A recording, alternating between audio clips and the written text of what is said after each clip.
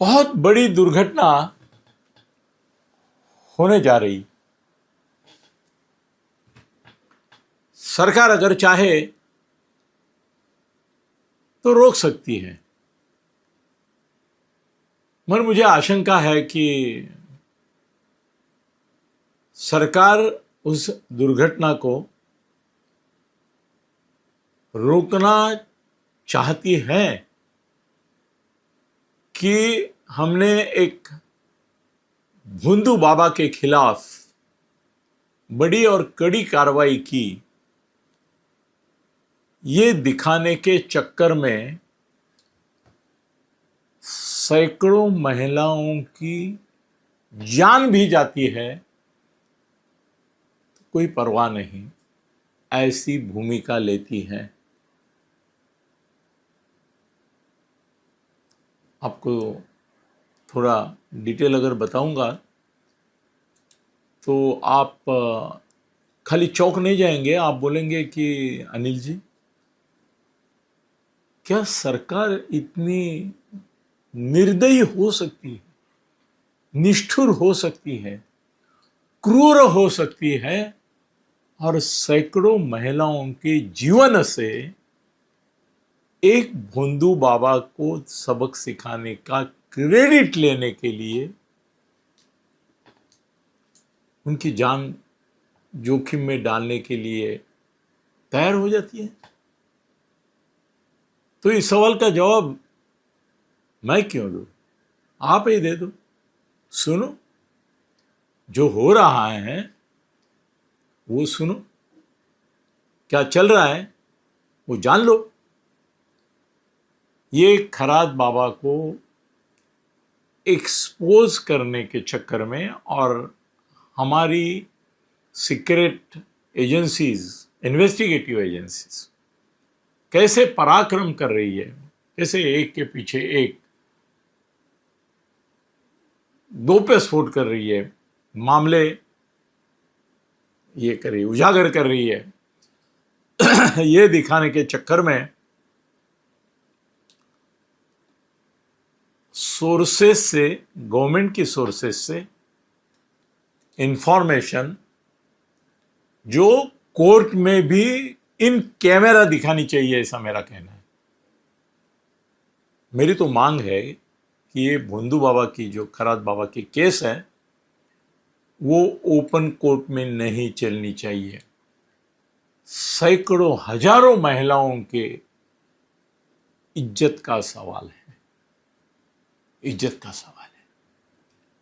Court में इसकी open hearing अगर होती है, विटनेस अगर आते हैं, उनके नाम अगर आते हैं, कितनी भी कोशिश करो, अभी भी सरकार तो बोलने के लिए बोल रही है कि हमने ये वीडियो बैन किए जिसमें आइडेंटिटी रिवील हो। औरतों के ऐसे वीडियो के ऊपर खाली बैन नहीं लगाया, हमने कुछ 100 लोगों पे वो वीडियो शेयर करने के लिए भी कार्रवाई की है। मगर बात यह है कि ये सैकड़ों लोग, 100 लोगों के ऊपर आपने कार्रवाई की, मगर आज की तारीख में महाराष्ट्र में वही वीडियो जिसके बारे में आप ही खुद बोलते हैं कि उसकी वजह से वो औरतों की आइडेंटिटी रिवील हो रही है, चेहरे से वो पहचानी जा रही है, उनके बारे में चर्चा हो रही है, वो करोड़ों की संख्या में लोगों तक पहुंच गए। आप 100, 200, 500, 1000 लोगों के ऊपर प्रतिबंध लगाएंगे, बोलेंगे हटा दो हटा दो हटा दो, जबकि वो करोड़ों लोगों के पास पहुंच गए, वो आइडेंटिटी पहुंच गए, वो औरतें कौन है उनकी चर्चा की है। असल में ये बात अगर मैं कहूं तो कुछ लोग बोलेंगे कि आप क्या रूपाली साखणकर के साइड से बोल रहे हैं? नहीं, मगर वो एक महिला है और वो जानती नहीं थी कि ये भोंदू बाबा क्या क्या करता है। उसका अपना अनुभव एक गुरु और शिष्य का था। उनसे वो सलाह मांगती थी। गुरुओं से सलाह सिर्फ आध्यात्मिक मांगी जाती है ऐसा नहीं, प्रापंचिक भी मांगी जाती है। तो वो कंसल्ट करती थी, उसकी बहन भी करती थी, उनको कोऑपरेट भी करती थी वो उनके संस्थान के व्यवस्थापन में। आज की तारीख में आपने वो रूपाली चाकणकर के बारे में इतना कुछ एक्सपोजर सरकार की ओर से दिया गया है, डिटेल्स, कि अब दूसरी कोई औरत होती तो मुझे डर है कि रूपाली चाकणकर की जगह दूसरी कोई औरत होती तो अब तक खुदकुशी कर की होती। इस तरह से उसको बदनाम किया गया है। पहले उसको अजीत दादा के नाम से बदनाम किया गया। वीडियो आए थे एआई की मदद से, कितने गंदे गंदे वीडियो आए। बाद में सुनील तटकरे के नाम से उसको बदनाम किया गया, उनके भी इसी तरह के वीडियो आए। वो अपनी नैतिकता पे कायम थी, इसलिए आत्मविश्वास से उसने सामना किया। मगर ये खराज भोंदू बाबा के बारे में उसने भक्तिभाव से जो किया, उसके जो वीडियो आए, उसकी वजह से तो उसकी छवि छोड़ो, जिंदगी नरक बन गई है। ऐसी सैकड़ों औरतों के बारे में कहा जा रहा है कि अपत्य प्राप्ति के लिए उनके जो यौन संबंध आए, उन्होंने, स्वाभाविक है, उन्होंने फोन भी किए। और कल किसी सरकारी माध्यम से ही ये हो सकता है, कोई प्राइवेट जासूस ने नहीं कर सकता है।